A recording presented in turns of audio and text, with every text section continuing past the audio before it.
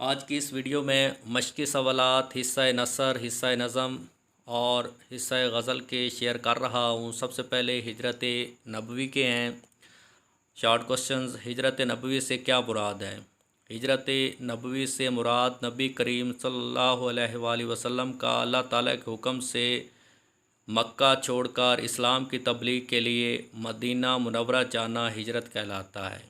रसूल पाक सल्लल्लाहु अलैहि वसल्लम ने नबूवत के कौन से साल हिजरत फरमाई? आपने नबूवत के 13वें साल हिजरत फरमाई।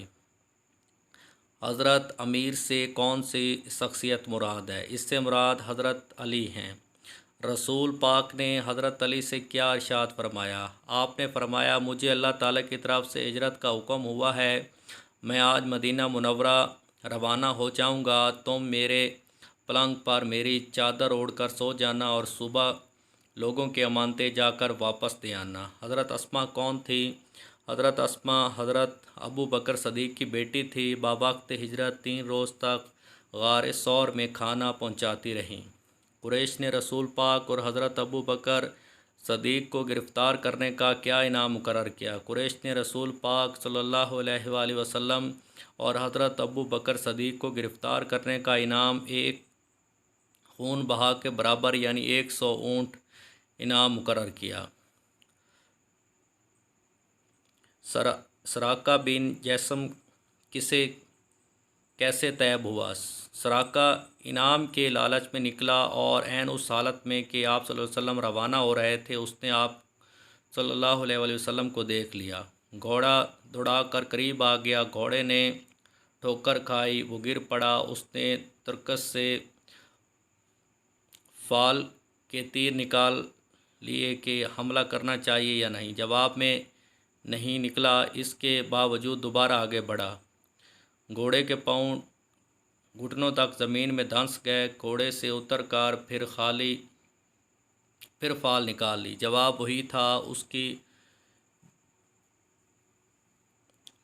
उसने हुज़ूर सल्लल्लाहु अलैहि वसल्लम के पास आकर अमन का हुक्म लिखवा लिया। मिर्ज़ा गालिब के अदात व ख़साइल। मिर्ज़ा गालिब कैसे अखलाक के मालिक थे? मिर्ज़ा गालिब के अखलाक नहायत वसी थे। हर शख्स से किशादा पेशानी से मिलते। जो शख्स एक बार मिलता उसे हमेशा मिलने का इश्तियाक रहता था। दोस्तों को देखकर गालिब की हालत क्या होती थी? दोस्तों को देखकर गालिब बाग बाग हो जाते थे। उनकी खुशी से खुश और उनके गम से गमगीन हो जाते थे। मिर्ज़ा गालिब को कहाँ कहाँ से ख़तूत आते थे? मिर्ज़ा गालिब चूँकि पूरे हिंदुस्तान में दोस्त थे, इसलिए उन्हें पूरे हिंदुस्तान से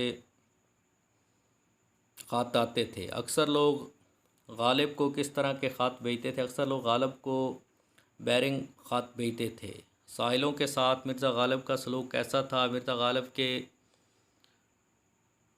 दरवाज़े से साहिल खाली हाथ बहुत कम जाता था। उनके मकान के आगे आंधे, लंगड़े, लूले और अपाहिज मर्द औरत पड़े रहते थे। वो साहिलों की मदद अपनी बसात से ज़्यादा करते थे।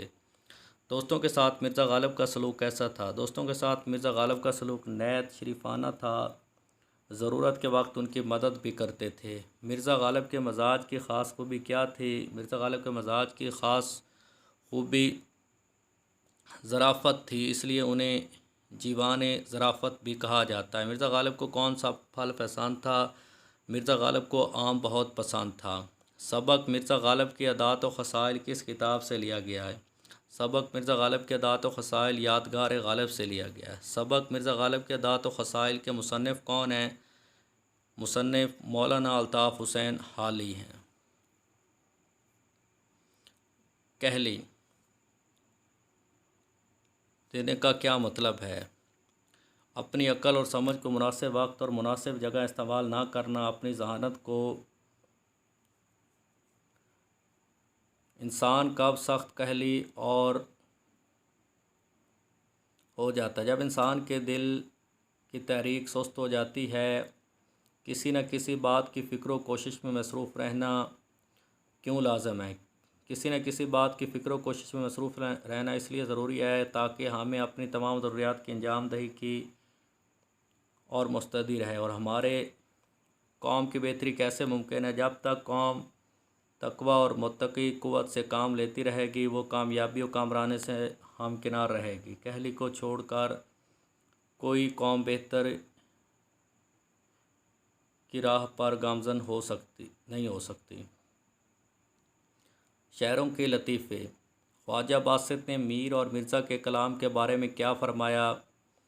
शरीफ ज़ादे की गज़ल सुनकर सौदा ने क्या कहा? ख्वाजा साहब अपने शागिर्दों से क्या कहा करते थे जो अक्सर बेरोज़गारी की शिकायत से सफ़र का इरादा क्या करते थे? साहिब आलम की ज़बान से उस वक्त क्या निकला जब हकीम एहसानुल्लाह ख़ान ने जल्दी से उसके आने और जाने पर इज़हार ताज्जुब किया? नसू और सलीम की गुफ्तगू। बेदारा ने सलीम को जगा कर क्या पैगाम दिया? साहबजादे बाला खाने पर मियाँ साहब आपको बुला रहे हैं। सलीम की माँ ने सलीम के साथ नसू के पास जाने से क्यों इनकार किया? सलीम की माँ ने उसके साथ नसू के पास जाने से इसलिए इनकार किया क्योंकि उसकी गोद में लड़की सो रही थी। सलीम अपने भाई के साथ मदरसे क्यों नहीं जाता था? सलीम का भाई अपने दोस्त के घर जाकर उसके साथ मिलकर अपने इम्तिहान की तैयारी करता था। वहाँ उसे देर हो जाती और वहीं से स्कूल चला जाता। यही वजह थी सलीम अपने भाई के साथ मदरसे नहीं जाता था। सलीम ने चारों लड़कों की क्या खूबियाँ बयान की? सलीम ने कहा कि वो राह चलते हैं तो नज़र नीचे किए हुए, रास्ते में कोई बड़ा मिल जाए तो उसे सलाम कहते हैं, ना लड़ते झगड़ते हैं, ना ही गाली गलौज देते हैं, ना किसी को छेड़ते हैं, ना किसी पर आवाज़ कसते हैं। आधे छुट्टी वक्त जब लड़के खेलते हैं तो वो करीबी मस्जिद में नमाज़ पढ़ने चले जाते हैं। हज़रत भी कौन थे और उन्होंने सलीम को क्या नसीहत की? हज़रत भी चारों लड़कों की नानी थी और उन्होंने सलीम को नसीहत की कि बेटा, अगरचा तुमने मुझे सलाम नहीं किया, मगर मैं तुमको दुआ देती हूँ, जीते रहो, उम्र दराज हो, अल्लाह नेक हदायत दे।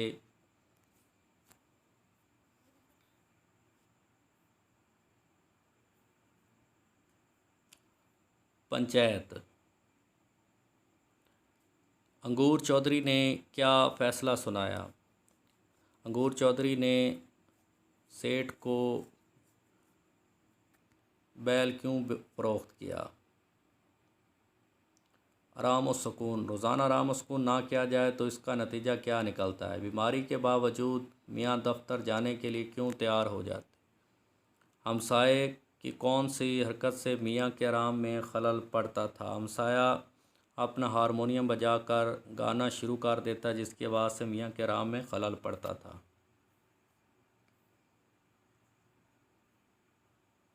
लहू और कलीन।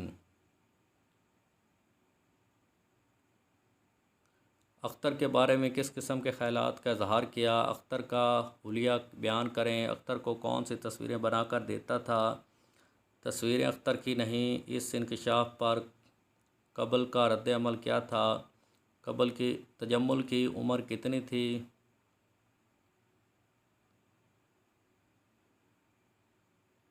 इस ड्रामे के किरदारों के नाम लिखें।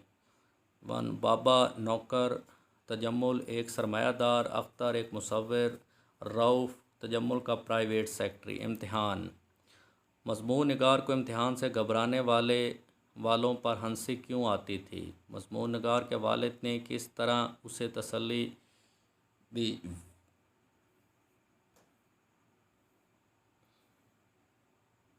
मुल्की परिंदे और दूसरे जानवर। कवा ग्रामर में हमेशा क्या इस्तेमाल होता है? कवा ग्रामर में हमेशा मुज़क्कर इस्तेमाल होता है। पहाड़ी कवा कितना लंबा होता है? पहाड़ी कवा 1.5 फुट लंबा होता है। बंदूक चले तो कवे क्या करते हैं? बंदूक चले तो कवे उसे अपनी तौहीन समझते हैं। लाखों की तादाद में जमा होकर इतना शोर मचाते कि बंदूक चलाने वाला पछताता है। बुलबुल के गाने की क्या वजह है? भैंस का मुश्किला क्या है? भैंस का मुश्किला जुगाली करना या तालाब में लेटे रहना है। उल्लू की कितनी किस्में हैं?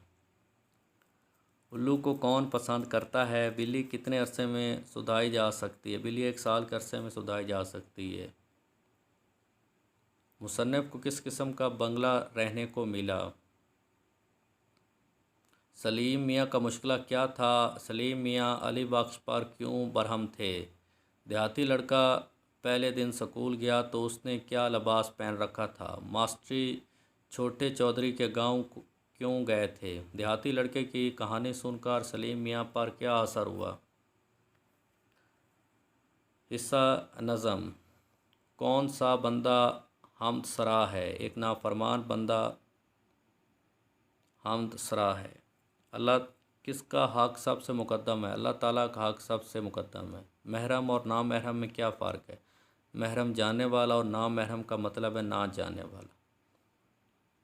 अल्लाह का गधा किस में मगन है? अल्लाह का गधा अपनी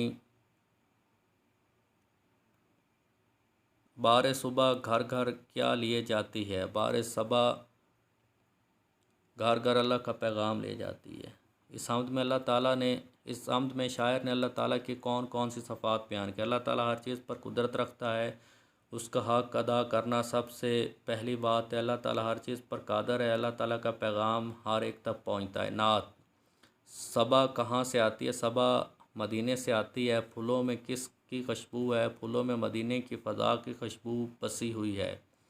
शायर के दिल में क्या हसरत और आरज़ू है? शायर के दिल में हसरत है कि मेरी पूरी ज़िंदगी नबी करीम के दर पर बसर हो, मौत आए तो हजूर की चौखट पर आए, मेरा जीना मरना नबी के लिए है। शायर अपनी हुर्मत व आबरू किस बात में ख्याल करता है? शायर अपनी हुर्मत व आबरू इस बात में ख्याल करता है कि वह हजूर सल्लल्लाहु अलैहि वसल्लम की राह में फ़ना हो जाए, आप सल्लल्लाहु अलैहि वसल्लम के अहकामात मानते हुए इस दुनिया से रुखसत हो जाए। तोती व बुलबुल किसका ज़िक्र करते हैं? तोती व बुलबुल भी हजूर का ज़िक्र करती। इस नात में रदीफ़ क्या है? इस नात में रदीफ़ है इस नात के